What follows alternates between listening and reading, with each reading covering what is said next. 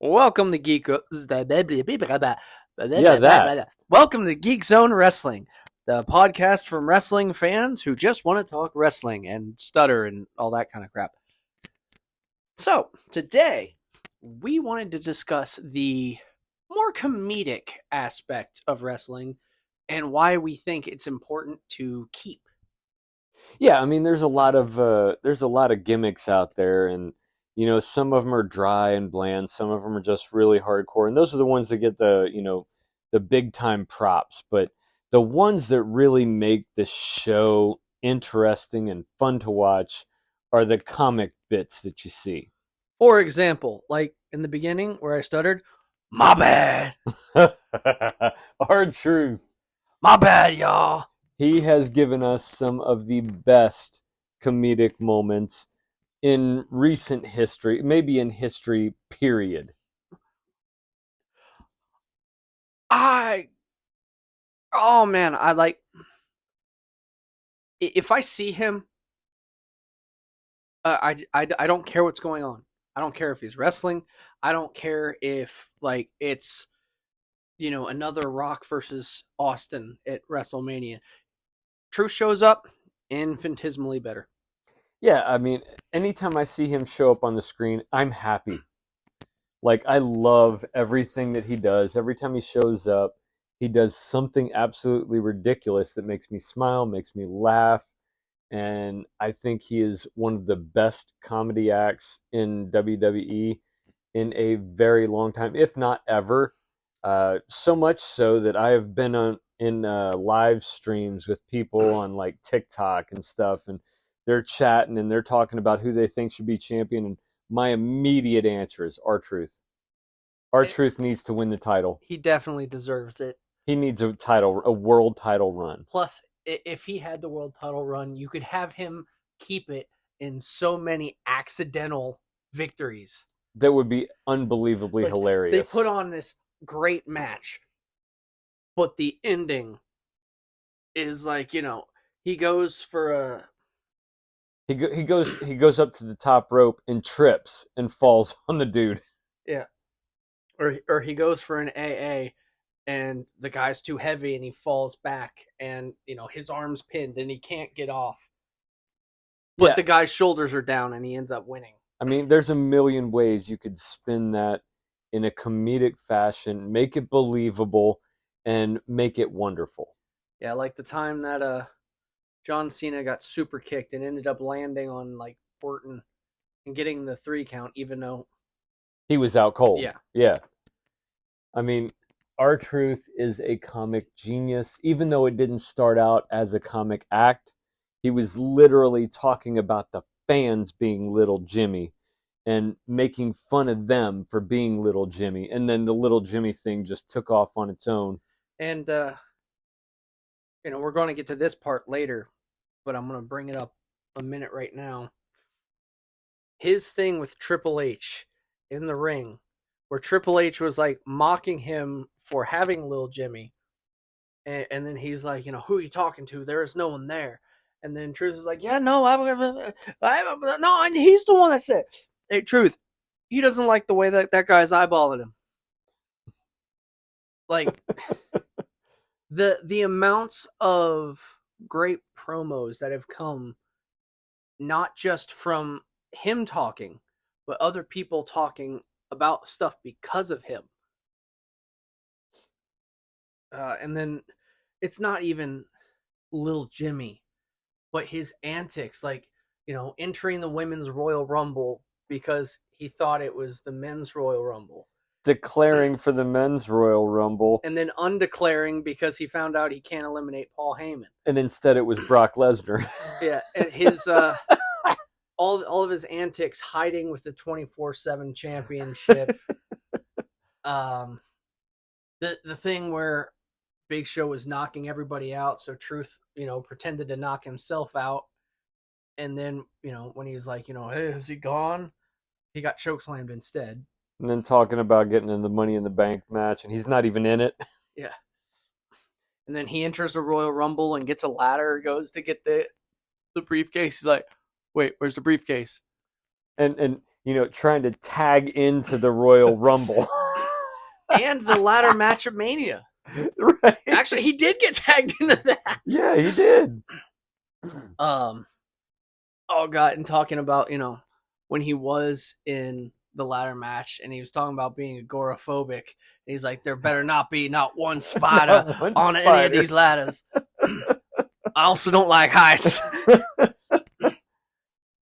I mean, who everything would have he thought does, about that? everything he does is absolute gold. And I think he deserves to be rewarded with it, with some gold. It's like I 2-3 weeks ago, something like that, I think. And I actually sent you the clip. It was him and Miz backstage, and he said that he called in a favor from his good buddy Andre the Giant. Yeah. And he's like, Miz looked up and says, Andre, we could really use you in spirit. And who are you talking to? No matter who he's with.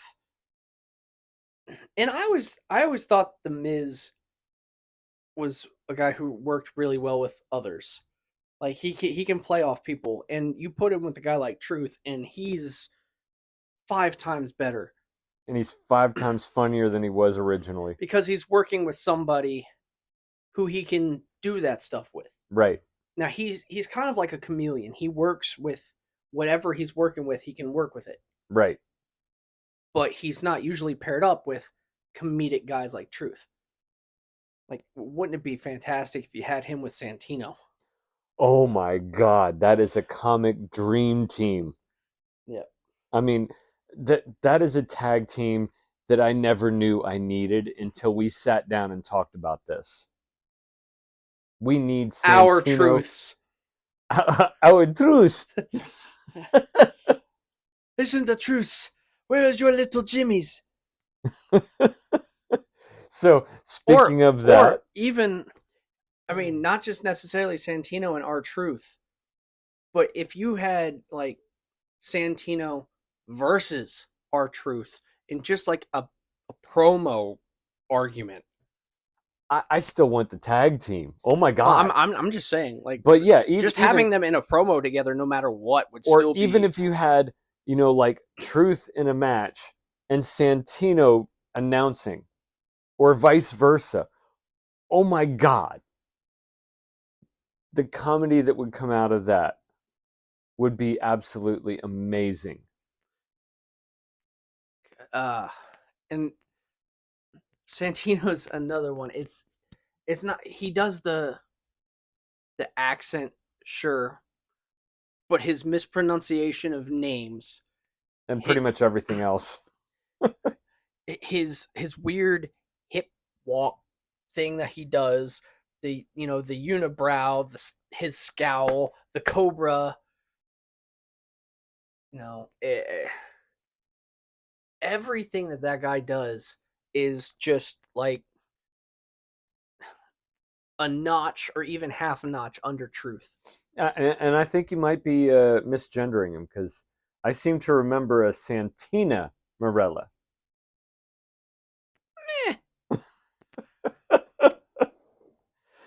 Some of his moments were just Mr. Mockman.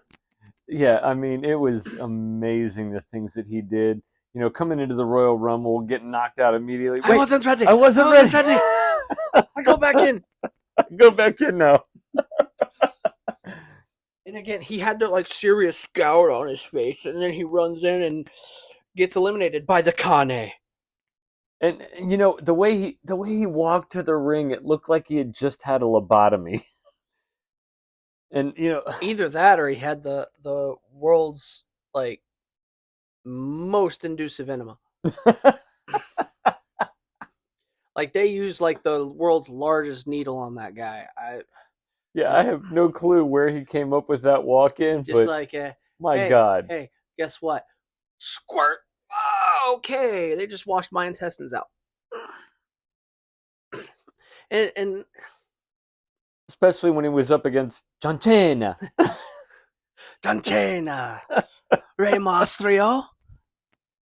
Baba Batista. You're shooting the lasers. Uh, The Kens of the Whip-Ass. oh God, with the Stone Colds to Steve Austin. Uh, there will not be any glass breaking. There will not be any cans of the ass whip. No stomping a mud pie. JR will not be reaching orgasm. And those are the bottom lines. Because Santino Marella said so. One thing, it's the bottom line.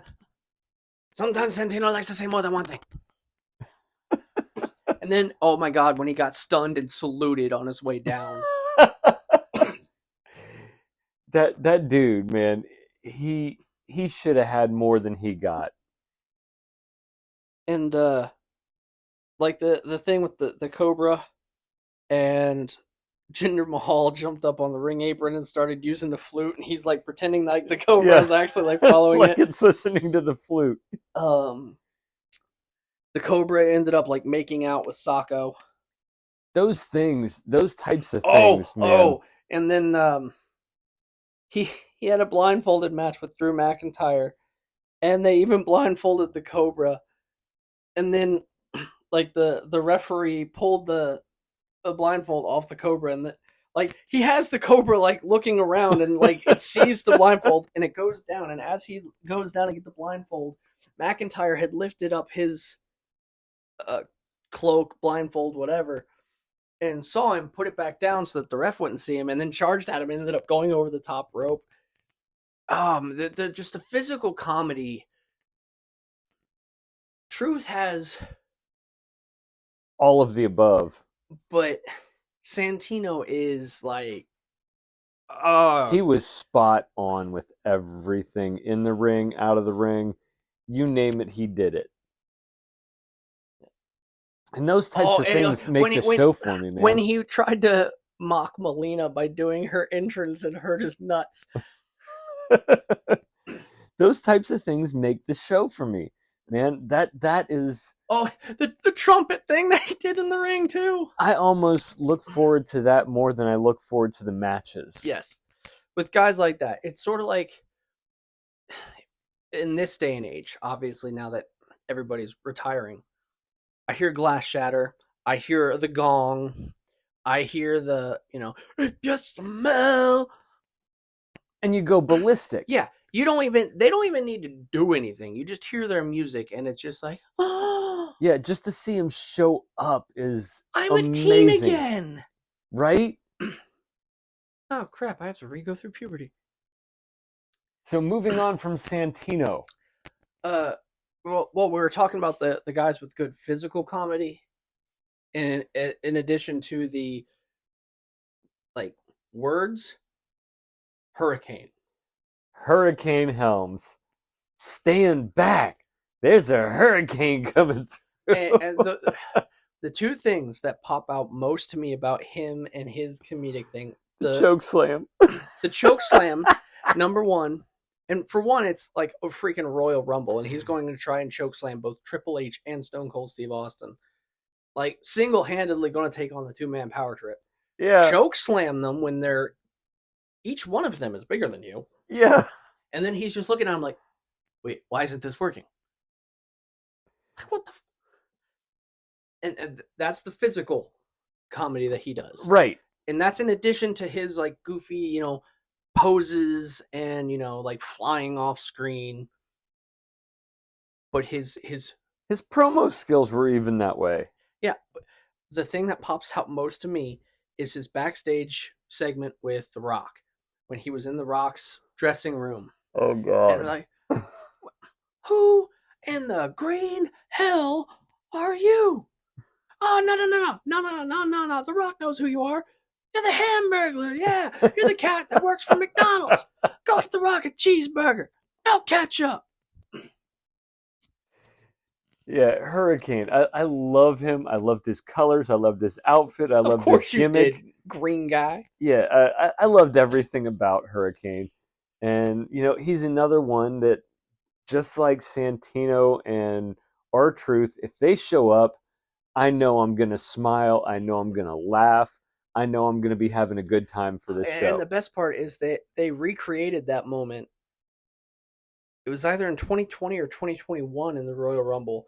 And he went to chokeslam. I think it was like Big E and Bobby Lashley, like two big hulking dudes. And it's like, you didn't learn. In your old age, you forgot. That didn't work the first time. And these guys are arguably even bigger than the last guys. But I mean, He encompassed everything that was. like every move he made was somehow just, he had this comedic grace to him. He was so off the wall that it worked. That's what it was. They gave him this gimmick and he took it to heart, and everything he did was this superhero character that was 120 pounds soaking wet with a brick in his pocket. Um, and then you had him with Rosie. Yeah. No, shame what happened to him. I actually met him. I got to meet Rosie. I didn't know that. Yep, I met him twice. He was actually from this area, and we had the same doctor. Huh. So I met him at the doctor's office, and then he came to Milford Schools for a career day. That was cool. But when he had Rosie, and he was the superhero in training, and they had it abbreviated to shit. Yeah. Uh, They just did everything right. I mean, if you're going to have this heavy duty beat him down type of show and you need a comic relief, that was it. And everything they did with that was absolute gold. by the way, I don't think that Rosie was like from here, but he was like residing here. Around, yeah. I think they came from like Florida or something. But this is a little different. Actually, it's very little different. Hornswoggle. Still green, but his situation is very different because he didn't really get really to even talk. He just grunted. Yeah, he grunted and that was it. But like, him hiding under the ring, During the Women's Royal Rumble. oh, chasing around with Zelina Vega, I think. Tried to go into the ring and all of a sudden she runs back out petrified and he comes out like, ah! And that's what he did. I loved his segments with DX. His like super quick, like doing the chops. The little people's court. Oh God! And we'll get to them later on with Shawn Michaels and Triple H when we get to the more like well-rounded guys, but also very, very funny guys. Yeah. But for not having speaking roles, he did an incredible job of still making everything funny. And sometimes I swear I could understand his grunts. Well, like I think that I'll be honest. I think that was a Vince McMahon thing because I remember back in the day, like I'm talking 80s, the only real comic wrestling was the midget wrestling. They'd bring they in the even made a midgets. joke about that on that '70s show. And I mean, it was hilarious, but at the same time, these midget wrestlers were really good. But it was funny because it was something so off the wall that people weren't used to seeing that it got that chuckle. It got that laugh effect that they were looking for. Now, to be fair, it should be noted that we are not counting like non-televised, because I know in a lot of house shows, people, they do little antics that never make it to television because they have a character to maintain. But we're talking like they're on-screen characters. Yeah, they're on-screen persona. And when, like, if we know about some of their house show antics, then it's different. But a lot of these guys, we can't go to every house show, obviously, Yeah. so we don't know the stuff that they do.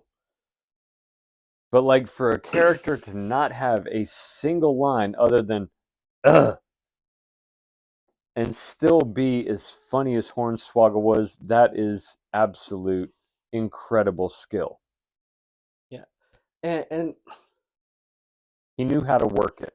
yeah, and like I said, he had the hyperactive chops. At one point they hung him up in the back, and he's just like hanging there, and Cena comes and gets him down. It's like, you never hang a leprechaun. Like, you know how long it took for us to get him up there. But yeah, I just for somebody like, and he wasn't. They had no faith in him and his wrestling capability. Which, I mean, obviously you put him up against like a real full size guy.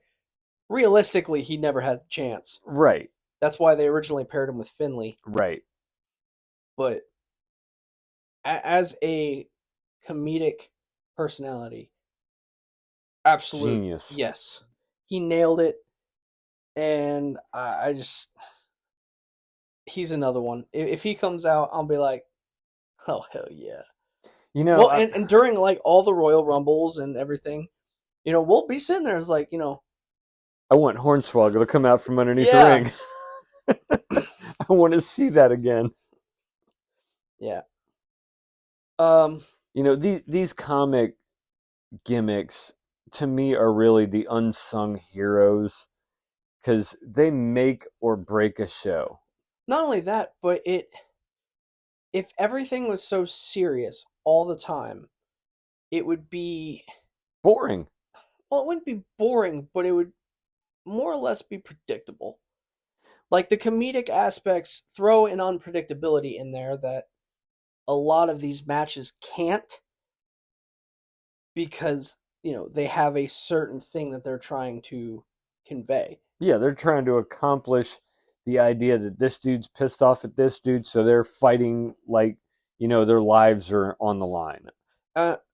Something a little more simple, but at the same time still breaks up the monotony as well as the comedic things. Damn. Like Ron Simmons appearing out of nowhere and just saying, damn. One of the best one-word catchphrases in WWE history. I'm sure that was not meant to be funny, but it just got to the point where the situational comedy was just too much to ignore. It was. That's what it became. It became a situational physical comedy thing. You have like a woman, oh, my towel came off. Pan camera, Ron Simmons. Damn. A guy ends up getting, headbutted in the crotch by Hornswoggle. Damn. Like any situation, you can pan the camera over, Ron Simmons can be there and say, damn. And it adds an unpredictability. And when he does it, like, yes!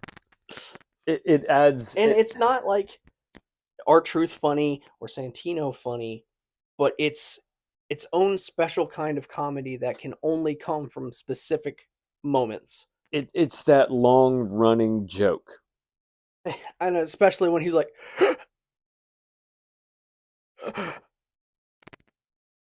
damn.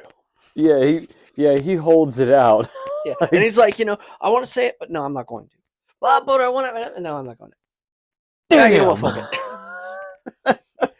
And by that logic, the ongoing running tab, I mean, they've made memes about this. A person made a Yu-Gi-Oh! Trap card meme out of this. All right, player.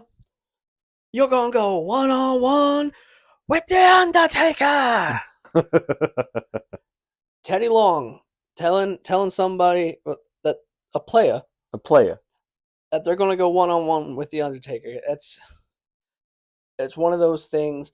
It just makes you happy when you hear it. Yeah, and not that Teddy Long was even a great comic. He was just himself. Gimmick. Yeah, he was just himself, and he was not very good on the mic. He was not. Originally he was a referee in NWA, and well, then it became WCW. That's beside the point. But when he was brought into WWE and made general manager and all that whole playa thing, it you knew it didn't fit him as a person, but he made it work. And Well, now no, it hearing it, didn't fit him as a character. right? I mean, that's just how he talks And and in and, real life. and his dance, his little dance on the way, he couldn't dance worth a shit. No, did you not know what that's from? He was imitating his grandson. His grandson, I think when he first did the dance, his grandson was like 3, and that's how his grandson was dancing.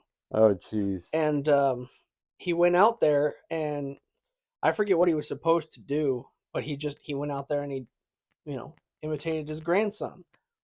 And Vince McMahon's like, "You need to do that from now on."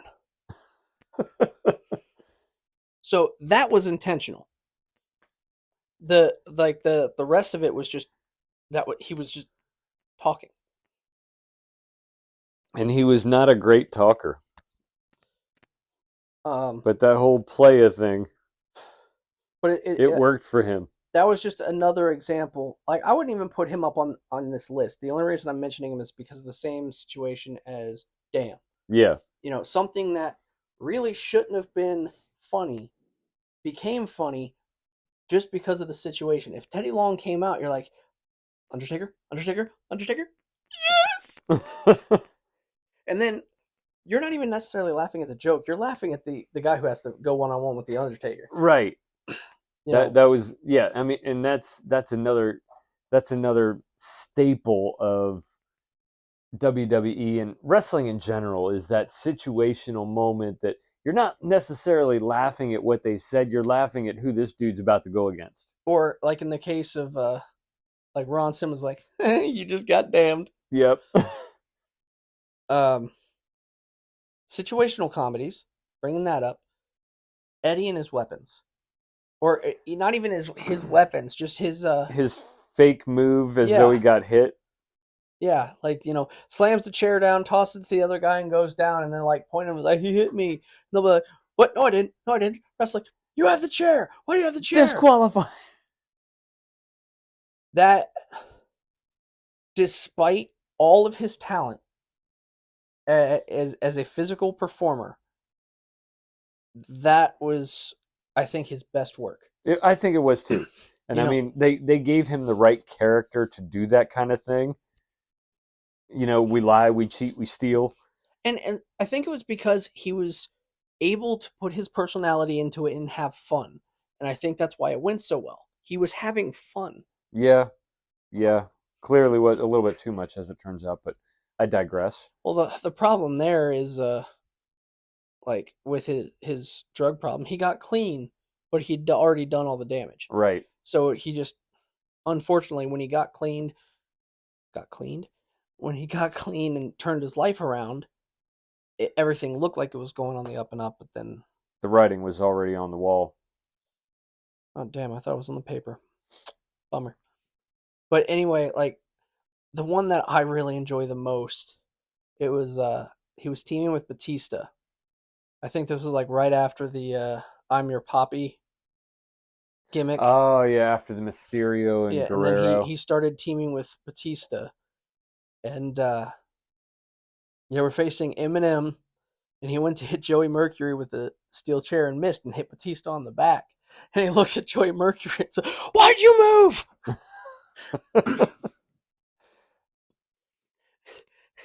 And Mercury's like, "Why wouldn't I move?" He's like, "I was supposed to hit you." So then he tossed the chair to Mercury, laid down, pulled the thing, and Batista like turned, looked, saw Mercury had the chair, and was pissed. So Eddie managed to save himself. But why'd you move? I can't forget that. It was one of the funniest freaking things I had ever heard at that point in time. Because it was so ridiculous. It's like, I was going to hit you with this thing of steel. Why didn't you stand there and take it? That makes no sense. But I always felt like that was my like first love of the comedy aspect was watching him do that. And then I'm like, all right, that's awesome. I want to see more of the funny stuff. Right? And then, I started looking for it. And that's kind of the reason I brought him up so early because I was originally going to save him for more of the, guys who are good in the ring and Yeah. funny. Which he was good in the ring, no doubt about that. Um, But it was his antics that that put him over the top and, for. and you know that the antics are still good when it's still being done today Yeah. because he had such an impact on the people who are wrestling today that they pull that crap. And then you got like Ricochet, who when he does it, he acts like a Southern belle and falls over.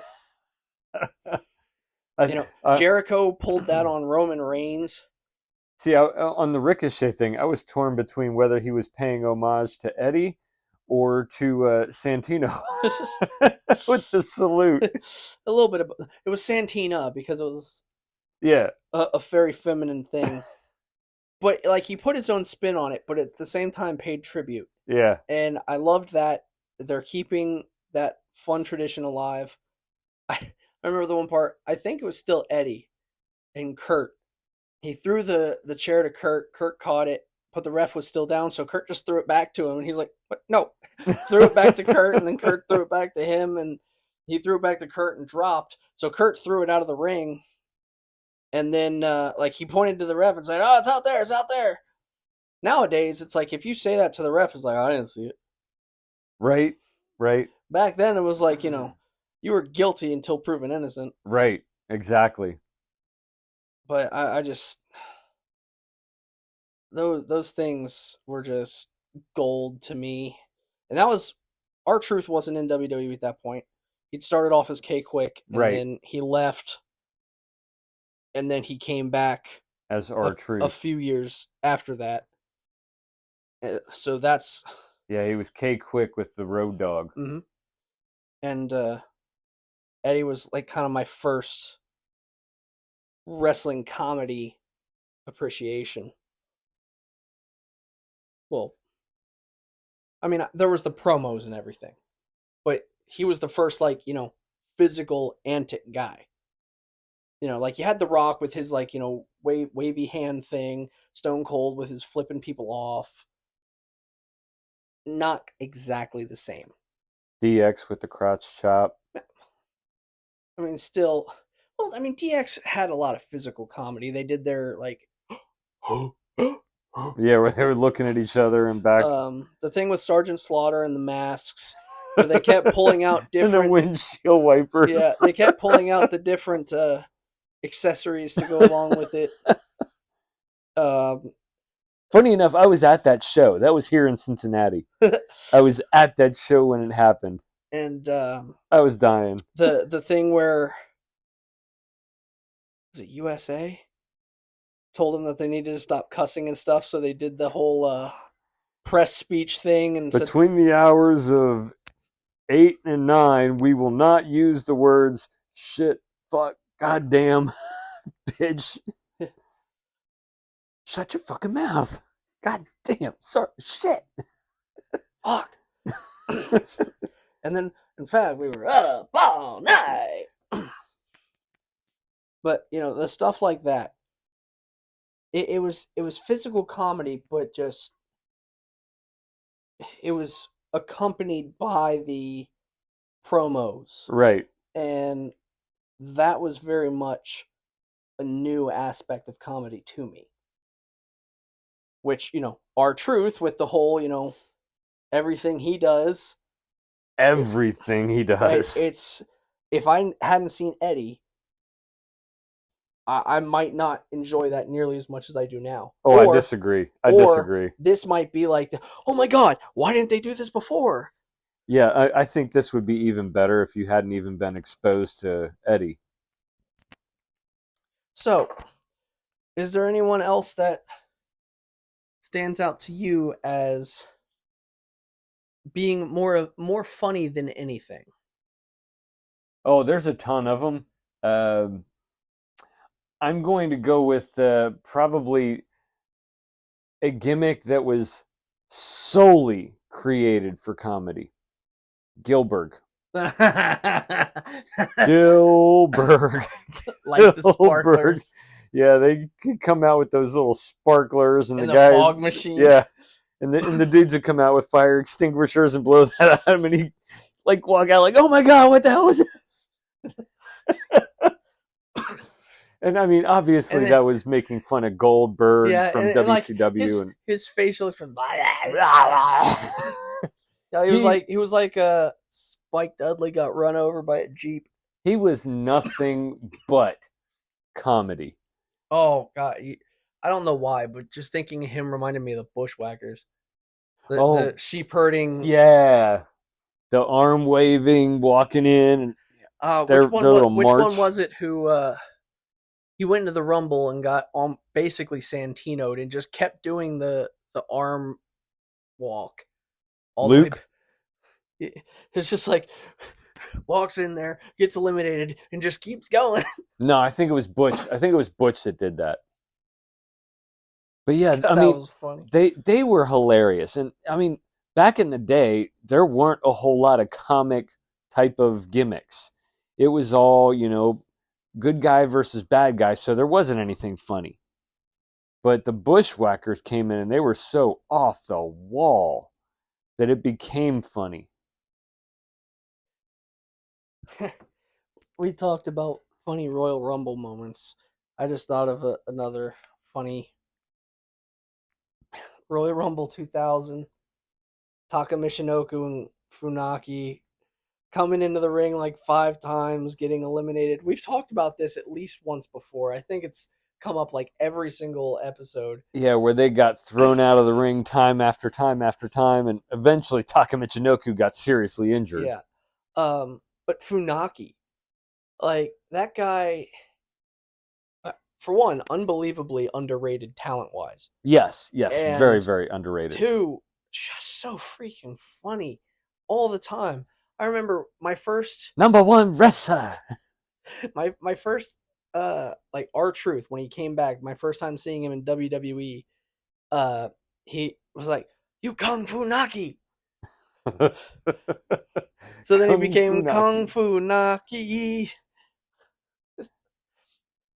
He was such a great personality, and I think they really underutilized him.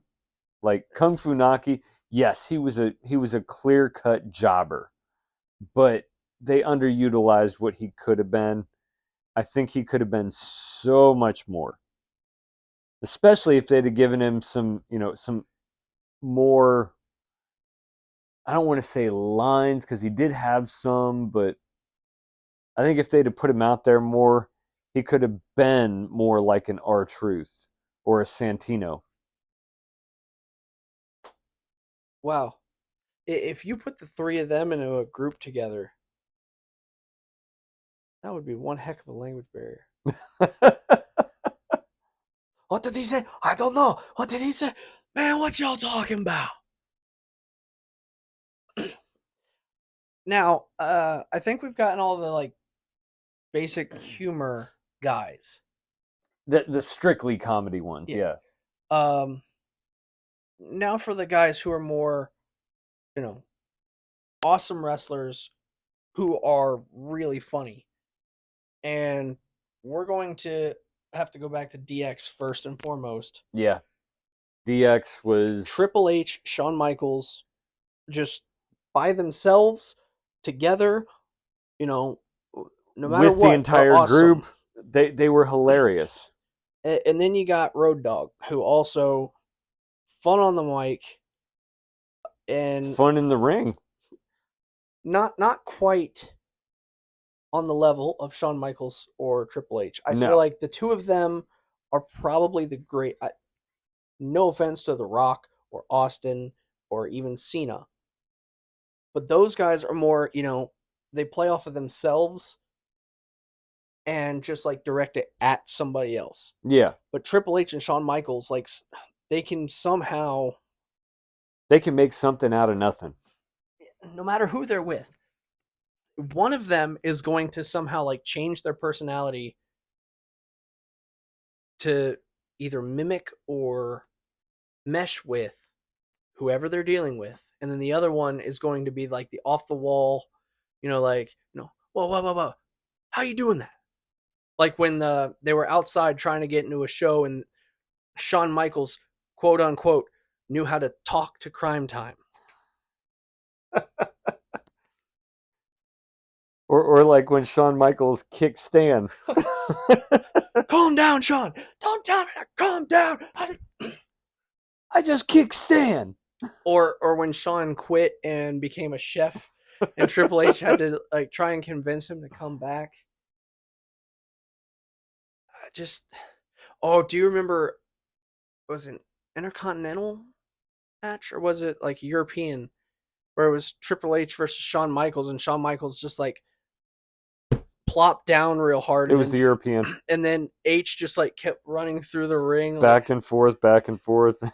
Like, it's no matter what, if those two guys are together, it's gold. But if you put them by themselves, but with other people, it's gold. Well, see, that one in and of itself was a play on WCW. Because they had just done that with the Nash and Hogan. Oh God, that was some of the dumbest crap. Which was the worst thing. But when Michaels and H did it as a spoof to it, it was hilarious. But what I'm saying is, like, the two of them can somehow like go with anybody. Oh yeah. Like, you put them in the ring with anybody, they can make it work. Like we mentioned before with the Little People's Court. Yeah. I mentioned the thing with R-Truth and Little Jimmy. And, even here recently when R-Truth, told Triple H that he knew he was really Ciampa. You a magician. I ain't never seen nothing like that. It's just,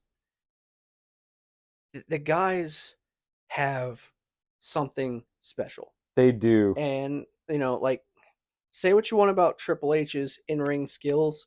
He had enough in-ring talent to make it work. Yeah. And the guy was a genius mind. Still is, obviously. Unfortunately, can't do the in-ring stuff anymore, but, his mind in and of itself is enough. No, it's like, I felt that his ability to work with others and his ability to work promos made up for his inability to do, the high-flying moves that Michaels could do, or, do any springboards or top rope things. Yeah, he didn't need him. He was a power wrestler. Yeah. Like, he had his knees and his spine busters and all that. But he had enough to make that not matter. Right. I mean, I've said it before and I'll say it again, that when it comes to wrestling, you can be the best technical wrestler in the world, professional wrestling, I should say. But if you don't have charisma, if you don't have a personality, nobody's going to care about you. The show is not going to work for you.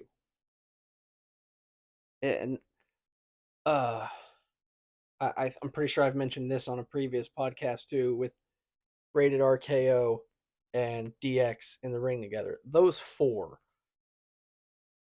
just had a segment that I've never been able to forget. Yep. Like, I may forget, the exact wording. I may have forgotten, every little thing that was said, but I can picture the four of them in there. I can picture 90% of it. I may not remember all the details, but I remember the moment. Right, and you remember how it made you feel. Yeah, and that is the whole point of all of this. It is. So you have to appreciate what they can do. Yeah. And some of my favorite Triple H moments have been promos, because the guy just, like, there's promos with John Cena, Edge, Undertaker, Vince McMahon, Stephanie. Stephanie. Like, all, I don't want to say all vastly different, but none of them are really. They're not related to each other in any way, shape, or form. No, but he made every single one of them fun and He did. amusing. It's the promo with him and Edge. It's like, yeah, well, I actually won my WrestleMania match. Yeah, funny thing about that, you know what? I took I took a nap for 20 seconds and missed the whole thing. A simple one-liner that just hit. And then, I mean, that's the same thing with like Stone Cold. He may not have their ability to connect with the other person that they're working with, but he didn't really have to. He could just play off of them with himself. Right, and he could have a one-liner here, a one-liner there, and it just made him all that much better. I've always said that one of the things that without a doubt, doesn't matter anything else he did, the guy got the word "what" over. Yeah, and it is still being used today. Period. The fact that he did that. However, I'm going to debate this with you because I don't think he's the one that got it over. What? I don't think he's the one that got the word "what" over. What? I don't think he's the one that got the word "what" over. What? What? What? What? And here's why. Because the fans actually did it? No. No. Not at all. Yes! Devon! Yes! Yes! Yes! Oops. I hit the light. I think the Dudleys made that the best one-line catchphrase in history. But that is a different what? Devon? What? But that was all he said. But that's what? Not what? It's like how LA Knight has gone, yeah. Yeah, LA Knight, yeah. It was something so simple. In all seriousness, probably shouldn't have worked. It shouldn't have. The thing with Austin was, he flips you off. Austin 316 says I just whipped your ass. Bottom line, because Stone Cold said so. And then drink a few Steve Weisers. Yeah, arrive, raise hell, leave. Like that was his whole thing. And when he was out there, he basically just ribbed on whoever he was out there, calling them names, whatever, and it worked. Same with The Rock. Well, he didn't need to have like a back and forth with him. But The Rock was so funny in the way he did it. Well, no, I'm not saying that was all he could do. But I'm saying that's for a good portion of his career, his promos were him ribbing on people. This is true. The difference is The Rock was a little more creative in how he did it. Yeah. Stone Cold, again, didn't have to be because his character was a redneck. Yeah. A simpleton. So he didn't need to do all that stuff. But it didn't matter who he was in the ring with, doing the promo with, whatever. You couldn't watch Stone Cold and not be like, "Oh, I am enjoying this so much right now." This is true. This is true. He just called Steph a transvestite. And everything he did with McMahon, being his doctor, giving him the beer bath. He had the situational comedy. He had just enough redneck personality to make it funny, but not so much that it was annoying. Yeah. Yeah, he had those moments that were just like, oh my God, I can't believe that just happened. But it wasn't overbearing to the point of, okay, now this is ridiculous. Oh, and his ability to be laughing and then just go to the angry face. I can't do that. I have tried to mimic that. I can't make it believable like he did. He's just like, he he was fantastic with that. Now, okay. Another thing with Stone Cold, he did work well with certain other people more than others. Like Kurt Angle, he worked fantastic with. Undertaker worked fantastic with. I The remember, Rock. well, I mean, that's a given. But like I remember it was during the Invasion storyline, and it was during the backstage segment. It was McMahon, Angle, Jericho, Kane, Undertaker, and Stone Cold. Oh, I And remember he this. spent the entire segment trying to break the Undertaker. He was echoing everything Yes, McMahon said. they're breathing down our necks, breathing down our necks. And then he hit Undertaker, and Undertaker's like, do that again, you'll be pulling back a stub. And he was like playing the guitar, and Undertaker stopped him, so he gave it to Kurt, and Kurt started playing it, so he like smacked it or something. Dude, he picked on Kurt Angle so much back then. He did. He did. I mean, but Kurt Angle was like the polar opposite of Stone Cold, where Stone Cold came out with a beer truck, Kurt Angle came out with a milk truck. Kurt Angle's another one. A whole mess of underrated. Like, everyone always touted his athletic ability, which he has in spades. Yeah. But he was underappreciated as, just a funny overall personal guy. Yeah. Now maybe it's because once he became the whole like the heel angle, yeah. He like stepped it up big time, like in ring wise. Right. But he kind of had to, because you weren't gonna hate him if he was still being the goofy babyface character that he was. Like if he was doing all those crazy antic stuff with the milk truck and all that. And like his things with Lesnar in the back, with the competition and who can do more push-ups or whatever, and then they like shove each other back and forth. And then his promo with Rey Mysterio. Hey Mysterio, remember, you're a boy. I'm a man. And I'm a man who loves to play with boys. Wait. No, shut up.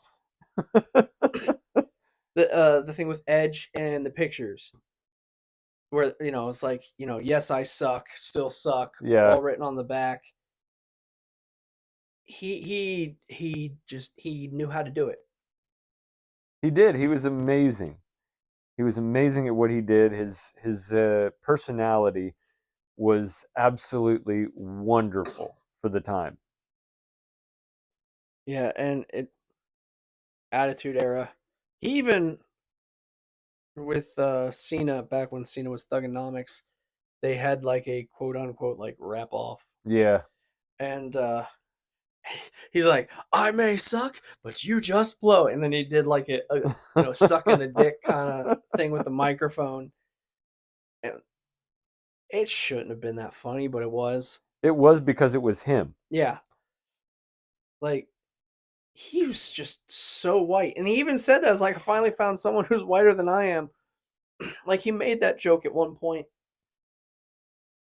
So, like, you mentioned it before, and I mentioned it before, but obviously we can't not mention The Rock when it comes to comedy.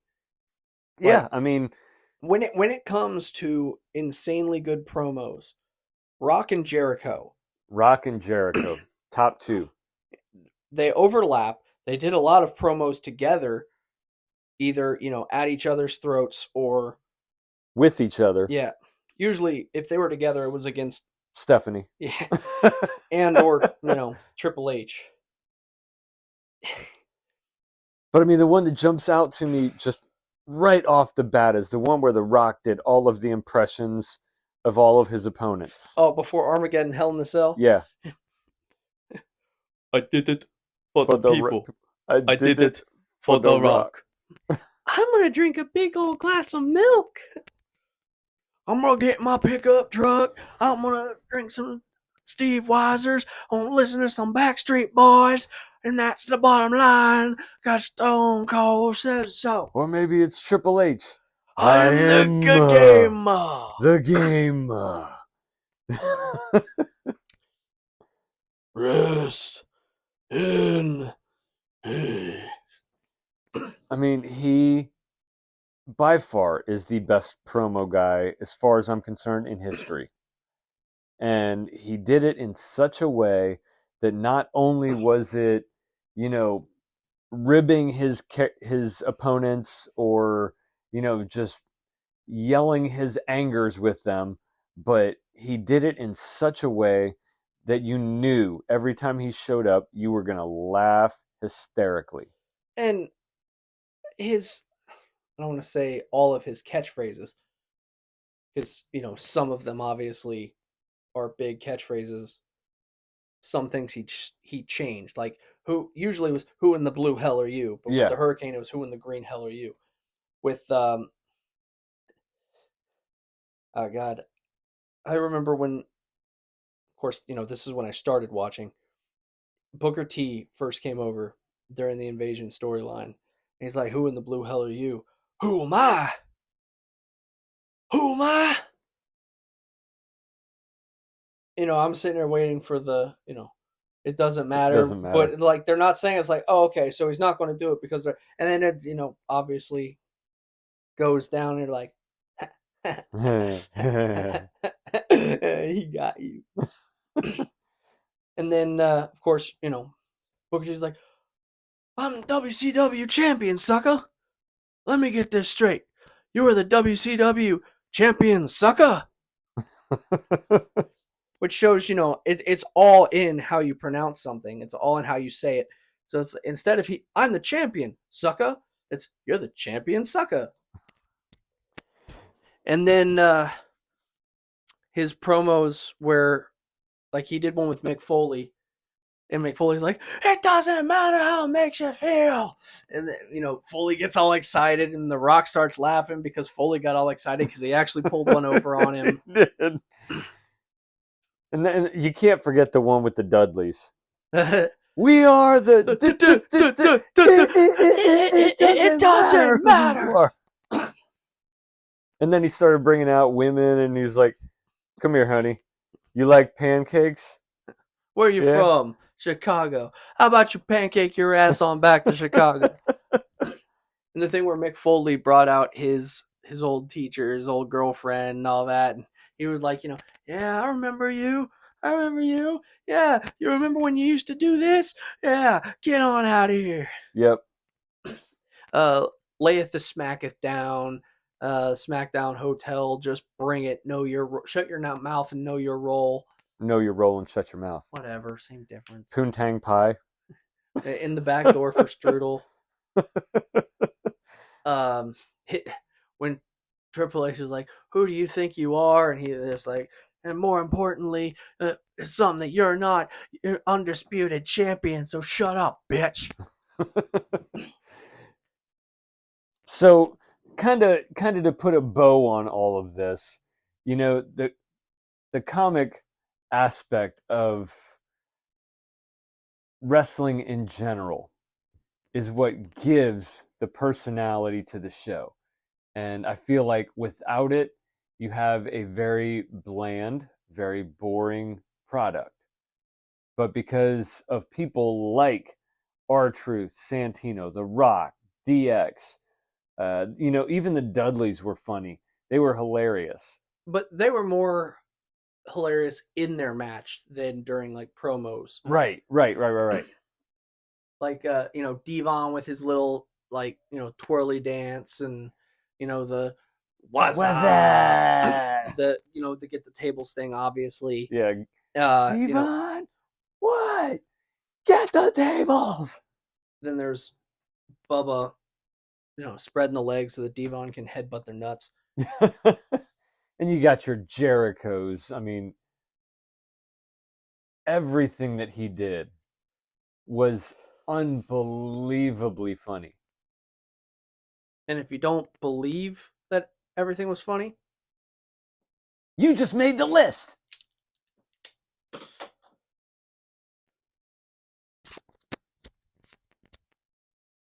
All right, so now that we've like sugar coated, well, not really sugar coated, put a bow around what we were planning on doing. Now we're going to talk about guys who usually weren't funny, but had moments where it was like, oh my god, these guys are hilarious.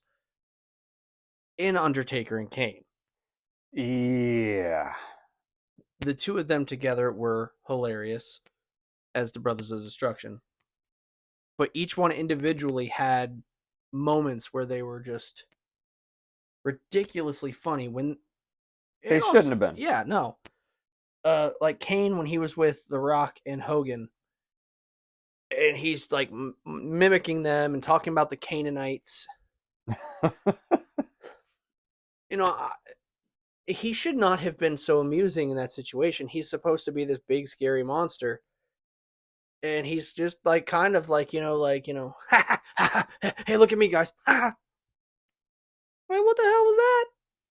Yeah, yeah. The Canaanites. I loved that. I loved every second of that.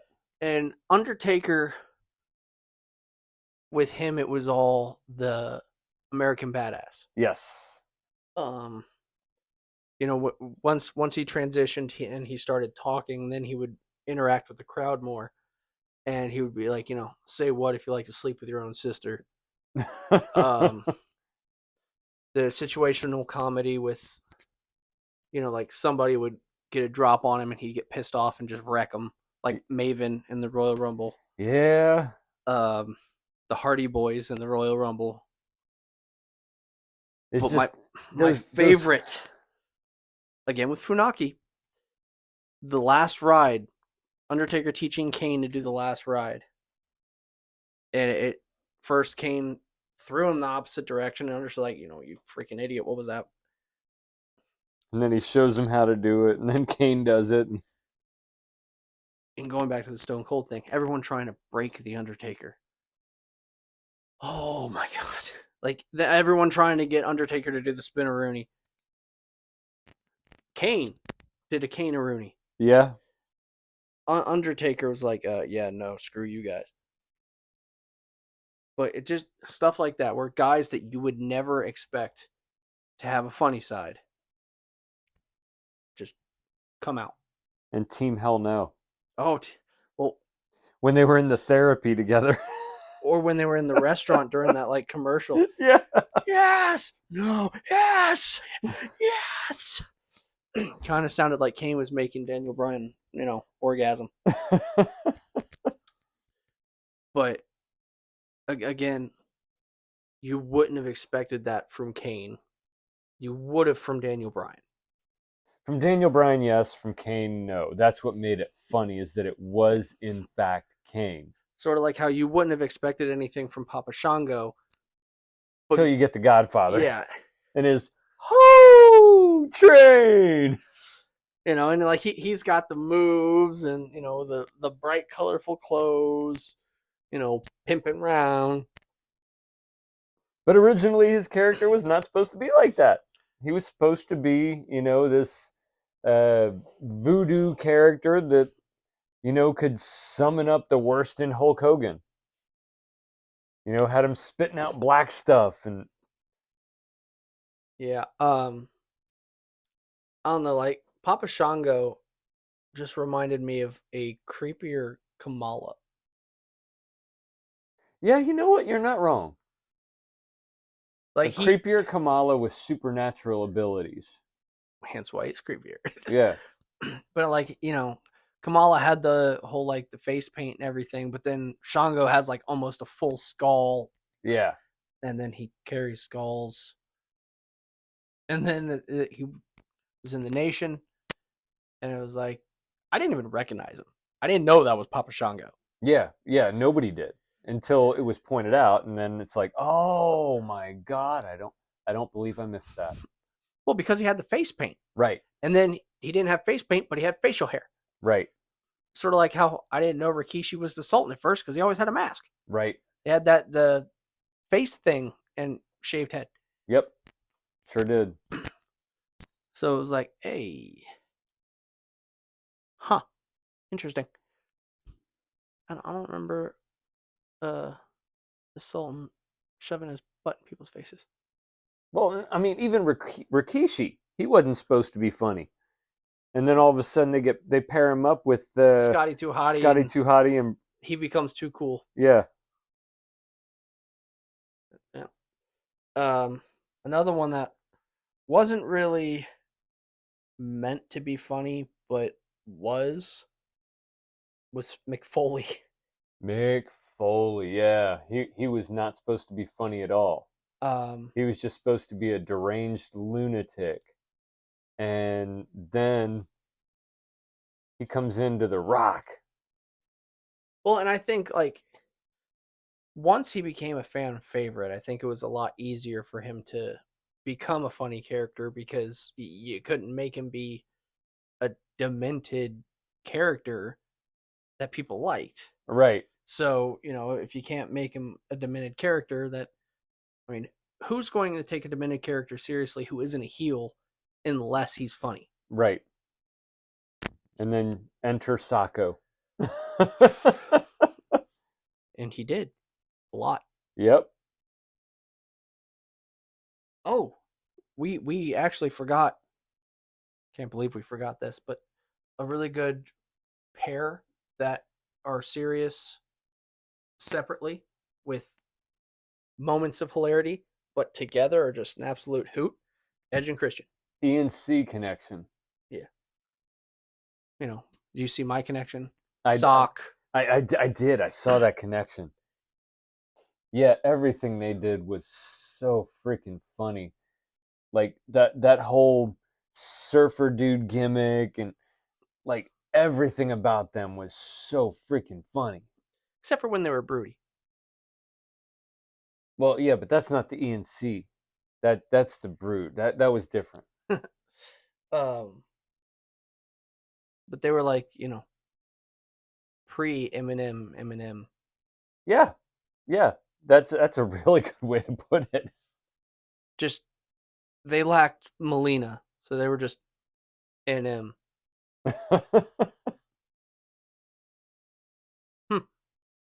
With a few concertos. Yeah. And cool shades. Yeah, cool shades. But I McFoley, Sacco, Rock and Sock connection.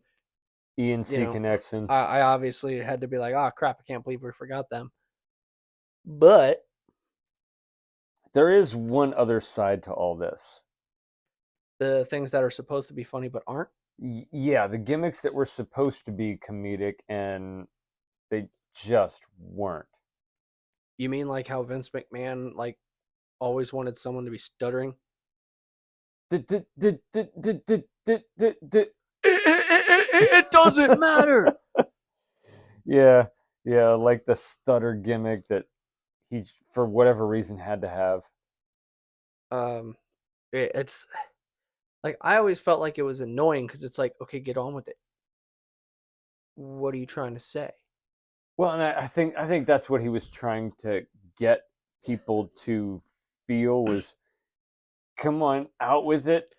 And yeah, but I mean, it's different if someone has a legitimate stutter and you know that they struggle, but having someone pretend to have a stutter, it's just like, this isn't funny. This is annoying. Like, I get it. The guy can't talk. Ha ha. Woo. Well, and then you have gimmicks like Eugene.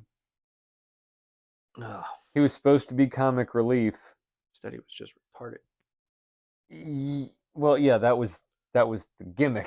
But I mean, that's what. But what I'm saying is, it was supposed to be like, hey, look, he's retarded. It's funny. It wasn't funny. No, it wasn't. It really wasn't. In fact, technically, we're not supposed to say that anymore. You just got us canceled.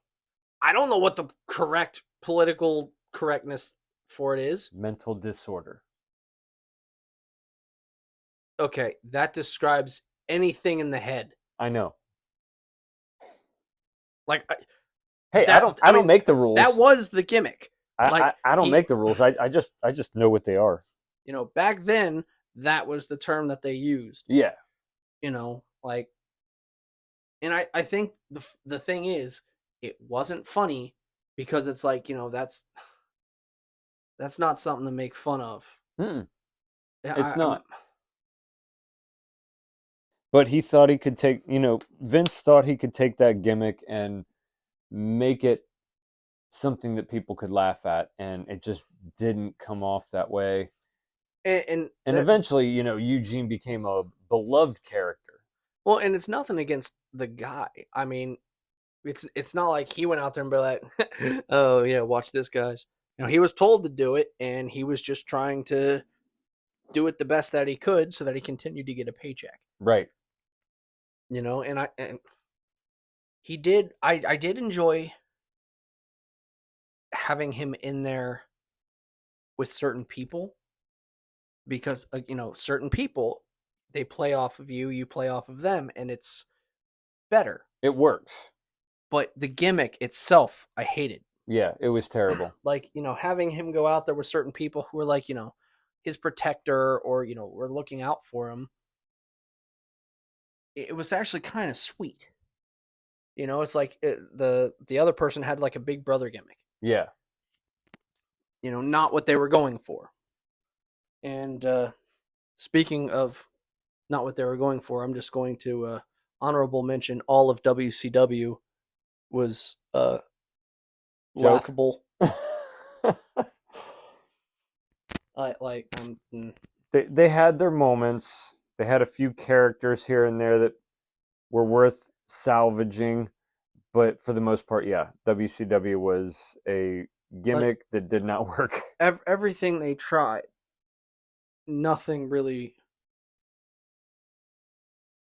I don't even know what was supposed to be comical and what was supposed to be serious, because everything was just so ridiculous. I don't think there was any actual funny gimmicks in WCW. I don't recall a one. So you don't think any of that stupid crap was supposed to be funny, and it just didn't come across that way? No, I don't. Like that whole finger of doom or whatever wasn't supposed to be funny? No, I don't. I don't think that was supposed to be funny. I think they were trying to actually pass that off Yeah, I was afraid of that. Something that was, hey, this is my move because I've learned how to do this properly. There was I've heard tell of stories in my industry, the martial arts industry, of an art called dim mak, which is pressure points, and there's like 5 points on the body, and from what they believe, there's 5 points on the body that if you hit them, the person will die. And it's like, yeah, I'm pretty sure that doesn't work. Well, I need him to figure that out. Like, I don't recall any specifically comedic type of gimmicks in WCW. I really don't. But I mean, the ones that were worth salvaging, obviously, the Four Horsemen. Uh, that was a gimmick that WWE tried to salvage and screwed up horribly. But there was nothing comedic about that. There was nothing comedic about the Four Horsemen other than Ric Flair and some of the ridiculous things he'd say. Well, and his face plant. Yeah, his face plant. And his woo! He would get very animated, and I don't really know a good word to describe how he was talking, but it was wild. I would call it gibberish. Okay. Another thing that may or may not have been meant to be funny, but Vince also seemed to have a thing for having people like cross dress. Yeah. And so I don't understand why he would keep doing it if he didn't think it was funny. But like, he had like the Vito would come out in a dress. He made it so that William Regal had to dress up as a wench. Like Rico Constantino was like very flamboyant-y. Adrian Adonis. I mean, there are others that I'm not thinking of right now, but Yeah, that well, has Tyler always. Breeze was kind of flamboyant. Fandango was flamboyant. Not quite, cross dressing, but they were more of the mild ones of some of the Attitude Era stuff. Well, and now you have like Pretty Deadly.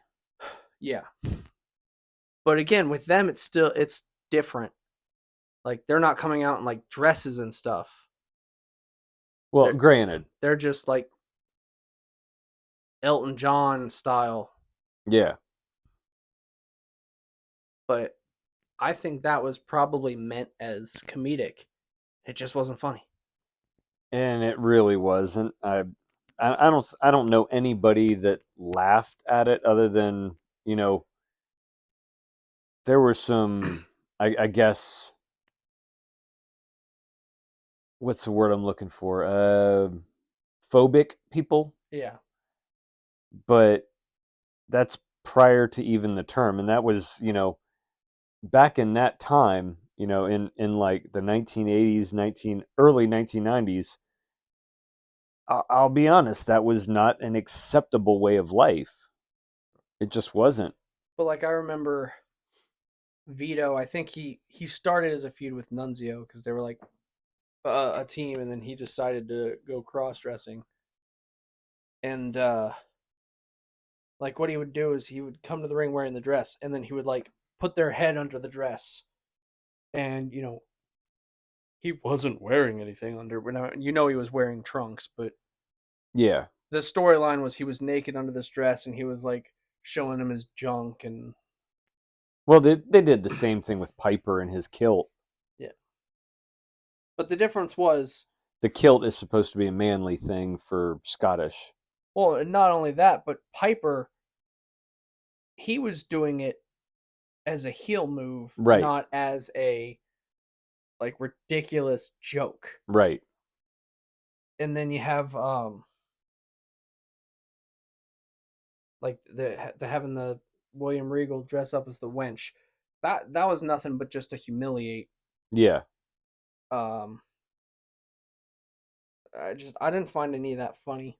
I didn't either. I thought it was stupid. Same with like he keeps wanting to make like giants love machines. Oh yeah, like You know, Kali, well, Kali was the Punjabi Punjabi Playboy, playboy. Um, Vis- sexual chocolate, Mark Henry. yeah, Viscera was the world's largest love machine. None of that's funny. It's And it just doesn't work. no, and it was creepy because what they would do is they would like go out and they'd go kiss people, and it's like that's like Which I'm sure all of that was staged. They had marks yeah.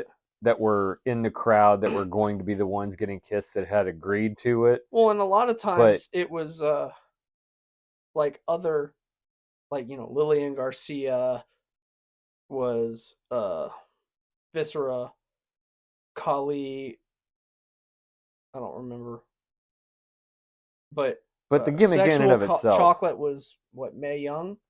But like the gimmick in and of itself was supposed to be a funny thing, and it just wasn't. And then another gimmick that I've never understood why he had to have is the whole pirate gimmick. Oh yeah.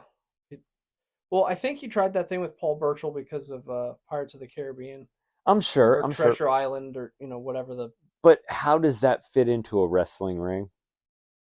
I I don't mean, know. I get that, yes, you have monsters, you have dead men, you have all these different things that also don't fit, but a pirate? Really? You can't use a sword or a cannon. Tell that to Drew McIntyre, He doesn't use it, he just comes out with it. and he used it to cut the ropes at the cost of the sword. Yeah. I mean, Um, I'll be honest, I don't even understand it. What is it? Kairi Sane has that. she has the parasol. But she has the pirate gimmick. Pirate of the Sky. pirate nonetheless. It makes no sense. She's a sky pirate. Those don't exist. She's mythological. It makes zero sense to have her with a pirate hat. And she's a Japanese fighter. And I don't see anything that she does that even remotely resembles what a pirate would do. That's not true. She uses the insane elbow. That's insane, not pirate. No, it is pirate Does she because say R while she no, does it? but the elbow's on her arm,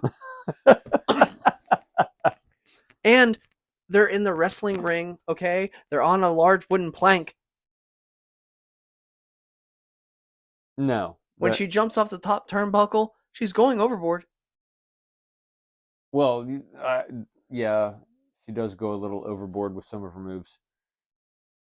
But I don't understand that gimmick and why it seemed to have been a necessity for Vince. Well, worked far better for Kairi Sane than it did for Paul Burchill. After that, Paul Burchill went on to do a gimmick with Katie Lee where it was presumed to be incestuous, which is another thing Vince loved. Yeah. And for some reason thought would be funny.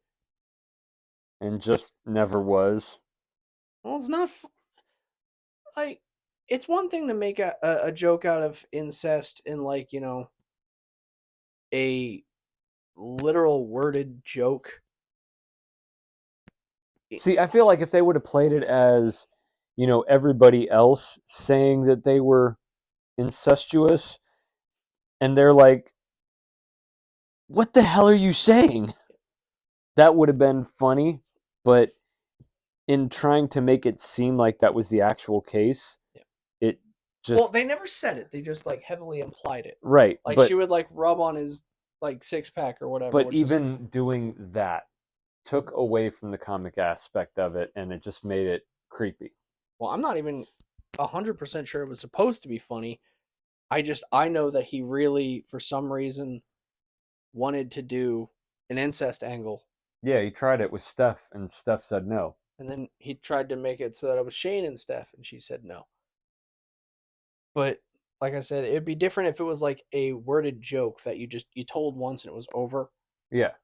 Then it's like hey, don't like it. It was insensitive, and you could be like, all right, you know what, you're right, I'm sorry, and then be done with it. But he just kept trying to like week after week push like, it as a serious hey, storyline. Look, his sister's rubbing all over him. Yeah, I and he's always tried to do that whole, party group walking down with you. Oh yeah, like Adam Rose and his rosebuds. Although to be fair, it worked with the Godfather. Well, And that was the hoe train. Yes, but that was the first. He comes down to the ring. He's got all his hoes, and then it's like, oh well, he's gone now, so we'll have someone else come with a bunch of people. So we had Brodus Clay with his Funkadactyls, which was terrible. Yeah. Well, he wasn't the Funkasaurus that they advertised. No. You had Adam Rose and the Rosebuds, No Way Jose. I don't really know what No Way Jose's followers were. The No Wazers. Like every time they've tried this whole party gimmick, it's been weird. It's a shit show. It's pointless. There's no reason for it, and it just I can't see why he thought that was so fun. I get you want to have a party when you're doing a show and make it fun and exciting, but that doesn't do it. Well, it might be funny if they did it one time for like some sort of I don't want to say necessarily a pay-per-view. You mean like PLE now? Seth Rollins at the last WrestleMania? Yeah, like during an entrance that's you're doing it just for an entrance one time. Yeah. Sort of like I think like it was what they did with the Taker and the all of the all the druids. druids, or Cena and all the Cenas that couldn't see each other. Like if you're doing it one time for a special entrance, it probably would have been fine. But when you do it every time you make an entrance, it loses it. Yeah, It's not funny. it loses all meaning. Sort of like Ultimate Warrior. I thought he was funny the first time I saw him because he was like Tarzan on speed. And then like he did it the second time, and it's like, oh, that's just what he does. See, now I didn't find him funny at all. I didn't think of his gimmick as a comic Well, gimmick. remember, by the time I came into it, he was gone. So the first time I saw him, it was like, I don't want to say flashback, but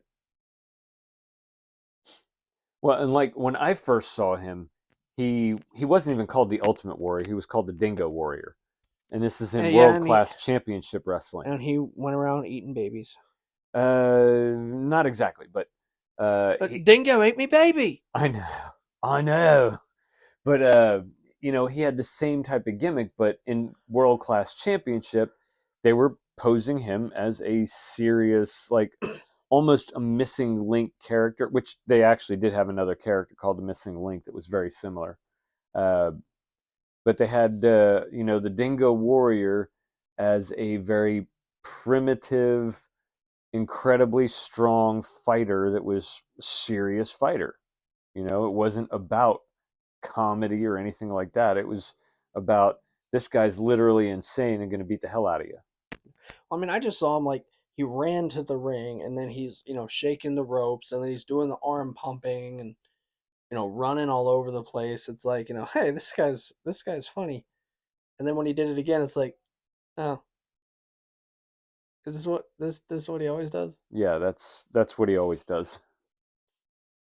Because obviously I could go back and watch some of the stuff, on like pre-recorded pay-per-views and like old shows and stuff that had been recorded because you could do that on VHS. Yeah. So I would watch some of the old VHSs and I saw them. And for those of you that don't know what a VHS is, it's a primitive DVD. Yeah, it's a dingo DVD.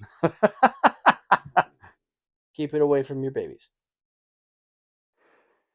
So moving on from Ultimate Warrior, I think Stardust was meant to be funny and it failed. I know it failed, but yeah, it definitely failed. I don't know that it was intended to be funny. I think it was strictly a punishment. well, I know it was a punishment, but I feel like they thought it would be funny to humiliate him. Yeah, I can see And that. I feel like it was probably only funny for them. It probably was, And but by them, I mean most likely Vince. yeah, Vince. Probably nobody else, but definitely Vince. I'm sure he was, laughing all the way to the bank. He probably always did that. Probably still does. I don't know. He might just stay home and laugh as the money is deposited in his bank. And then you have other characters like Doink the Clown. So he was supposed to be a heel. He wasn't supposed to be funny. He was supposed to be a deranged, like almost killer clown. Right, but then you had him using gimmicks like the old The squirty the flower. squirty flower and the hand buzzers and all that stuff. Yeah. And then you have like the gobbledygooker. God. Supposed to be funny. Was the stupidest thing in history. Gobbledygooker. I don't know if it's the stupidest thing in history. Like if we're going to go like, the most stupid thing in history, Max Moon, Max. like spent all that money on that, like the costume and all of that, and saw the guy like what 3 times. Yeah, if that. It's so that's the costume wasn't even cool looking. Nope. Uh, And then you had gimmicks like Hulk Hogan in that blue mask and red, white, and blue outfit. I can't want to say the blue blazer, but No, that that's was Owen Owen. Hart. Yeah, it was. He was like the American Gladiator or something like Yeah, that. And that was supposed to be funny because it was painfully obvious who it was. yeah.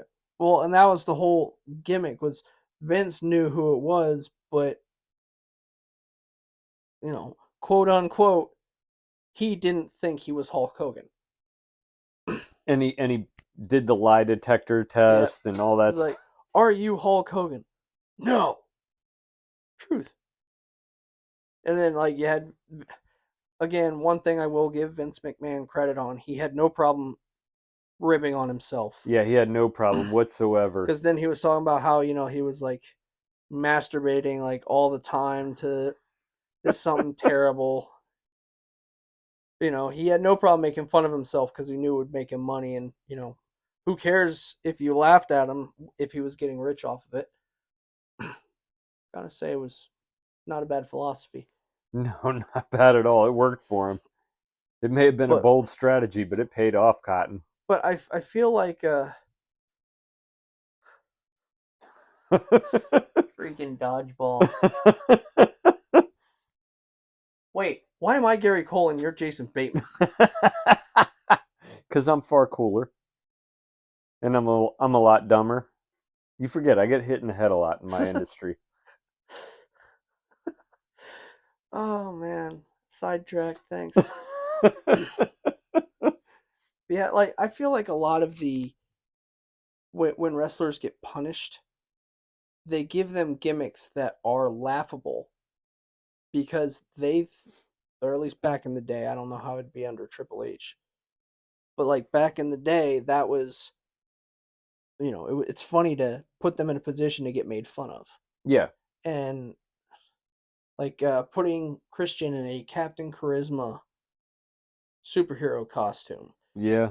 putting um Hell, Ziggler.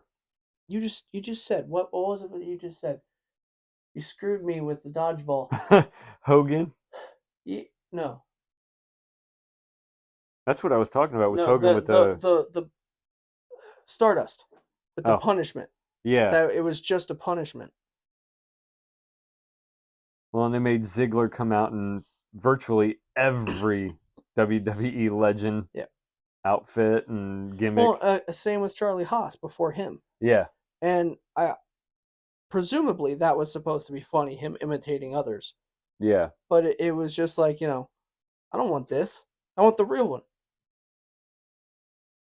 Now it depends on who he was trying to imitate. Like Charlie Haas coming out pretending to be John Cena. I don't want to see Charlie Haas pretend to be John Cena. I want to see John Cena. right, If he's coming out pretending to be Stone Cold, I don't want to see him pretending to be Stone Cold. I want to see Stone Cold. right.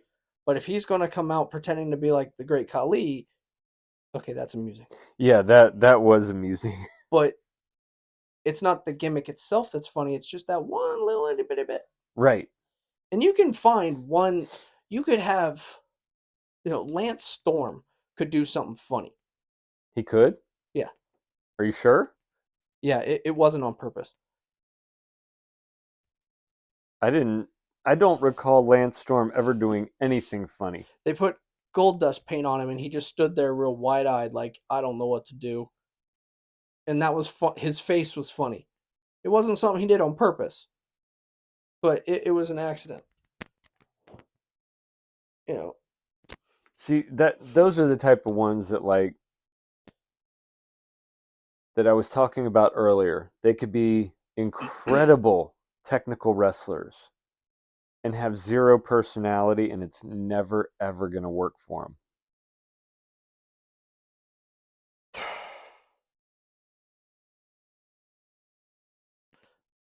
do you think Al Snow was meant to be funny? Yes, He worked. every second of it. Having the whole mannequin head. Yeah. Well, I didn't know if that was like designed to be funny or if that was another punishment. I don't think so. I think that I was. know, like the Perry Saturn thing was a punishment, Oh yeah, Perry Saturn was an absolute and then punishment. and then he fell in love with a mop or a broom, something with a handle. It was a mop. But He yeah, had a love handle. head head was there from the beginning, and it stood the test of time throughout his entire WWE run. Yeah. He was painted as an insane lunatic who Head was kind of the manager for. Okay, so we talked about wrestlers. What about managers? Because Ooh, you got like Bobby Heenan, you got Paul Heyman, Jimmy Hart, Doctor Style Slick, Virgil. Mr. Fuji. Virgil was funny looking. Virgil just didn't do anything other than he was Hold a kind of, belt. yeah, he held a belt and he was a yes man, and he's the one that handed the money. Like I said, he was funny looking. But yeah, He guys could, like Bobby Heenan, Jimmy Hart, even Jim Cornette. I mean, these guys were hilarious, and I think that well, they were a great asset to a lot of the wrestlers that they managed, especially ones that couldn't talk for themselves. oh, like Paul Heyman, like that guy doesn't even really have to talk. His facial expressions can sell anything. I think that's also one of the things that made Heenan so good is he had good reactions. He did. He did. I mean, he was a textbook manager. Everything that needed to be done, he did, and he did right. And then you have Jimmy Hart, who's kind of the opposite. He's super off the wall, and well, going back to the flamboyant. That's where you float on flames. Ah, Yeah. yeah. Um, but he was good for like the opposite reason. He was. He Like was. he was able to take his over the top personality and make it work instead of the menacing ish comedic. Well, and he always had the shades on and the megaphone, so you couldn't hardly see his face. So you wouldn't Well, see but his see that right there, reactions. that was his over the topness was what made it funny. Right. And then he would be so over the top and then do something heel. Yeah. And it's like this guy in all pink and white and flowers and hearts and well, I mean, obviously it's in the name. You wouldn't expect him to come out and be dickish. Right. And then you got guys like Slick, a pimp, essentially, coming out with his cane, dancing his way down to the ring. I mean, he was a talker. Well, and then you have like Fuji coming out and throwing white stuff in people's face, Yeah. including Yokozuna. Yep. I mean, Speaking of another heart. those yeah, those types of managers, they're invaluable for the wrestlers that they work with. And some of them had great comedic moments. Bobby Heenan was amazing at the announce table. Even when he was just managing someone in the ring and he walked over to the announce table, sat down to talk during the match, everything he did was right. And then he'd interfere. Yeah. Well, Heenan was one of those rare managers that would get physically involved. Yeah. Usually they're God, this is gonna sound so dickish, but not physically adept at they're usually short and fat. Yeah. Um Except for Slick I said usually. and Jimmy Hart. Well, Jimmy Hart was still short. He was short, but he wasn't fat. No. He was scrawny, so it still really wouldn't work. He wouldn't be able to put up a fight against anybody. Paul Ellering, though, he was pretty built. back in the day. Yeah, back in the day. But now he's a manager that, if he were to interfere, it'd be like Teddy Long interfering. Yeah, yeah, you're right.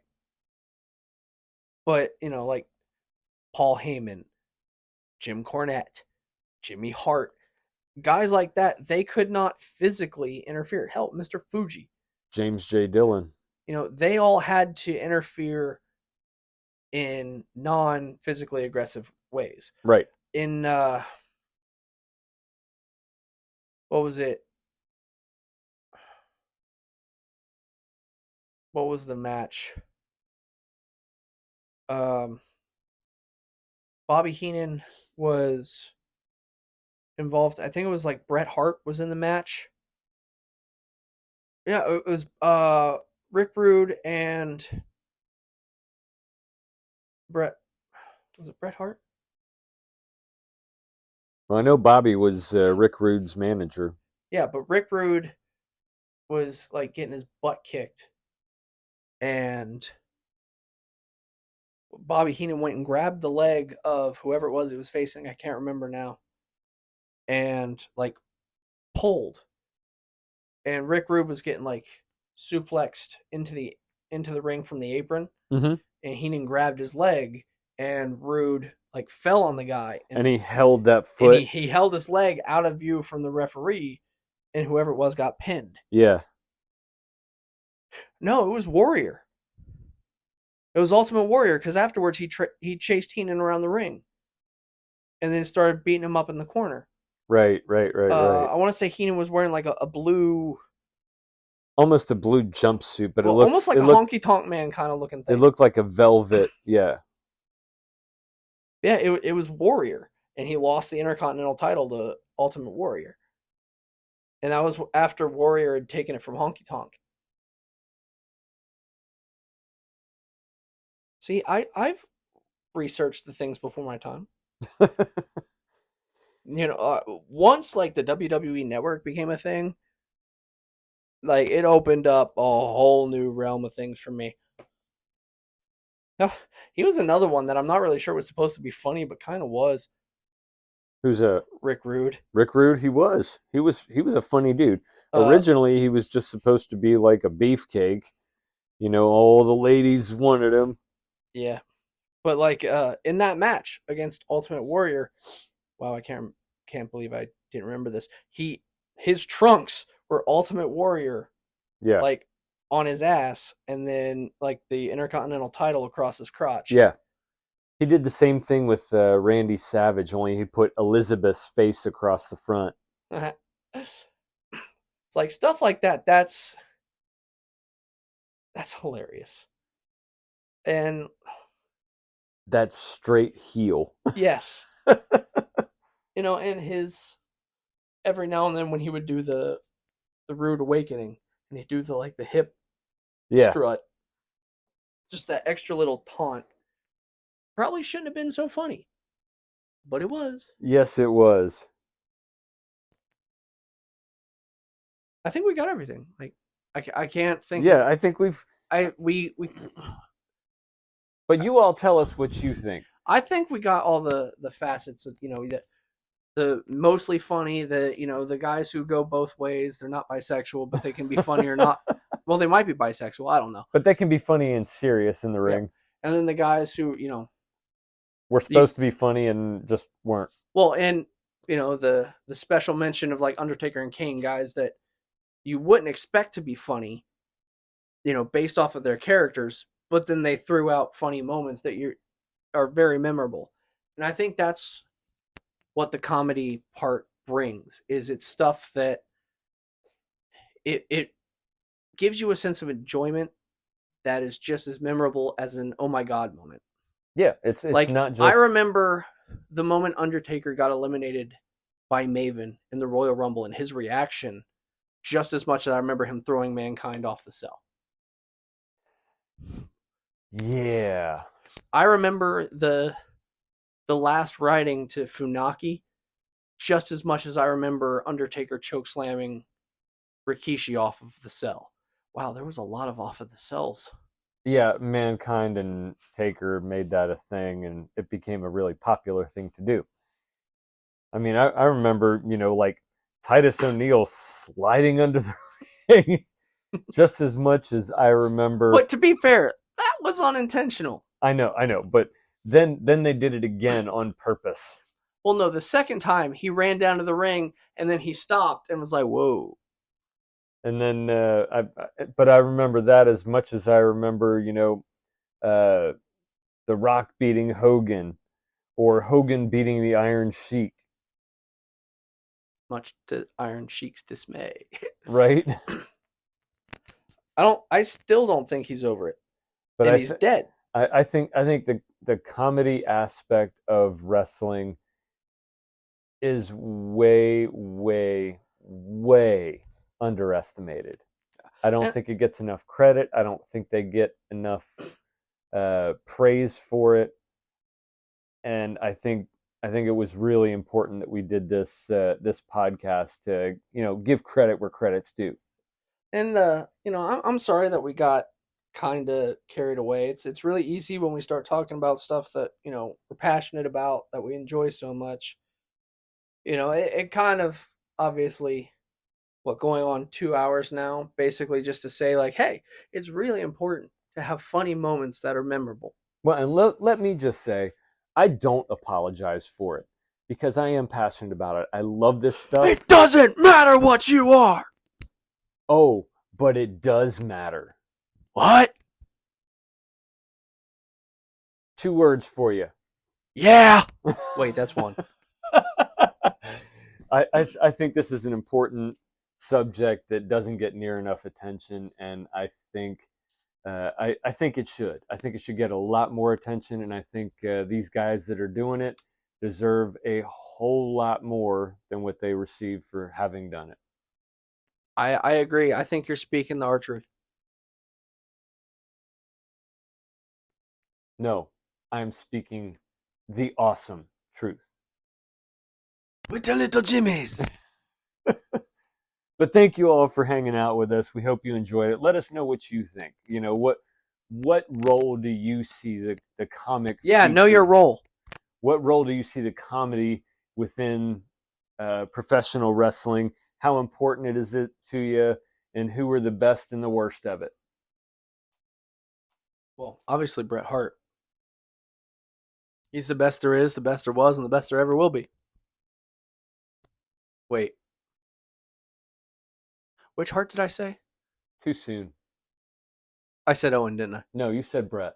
Oh. But Owen was hilarious. Yeah, Blue Blazer. Anyways, thank you all for hanging out with us. You want to close us out? How do you know that they're hanging out? They could be clothed. We are. Thankfully. Well, only for a minute. Later, y'all. But I'm kidding. But bye-bye.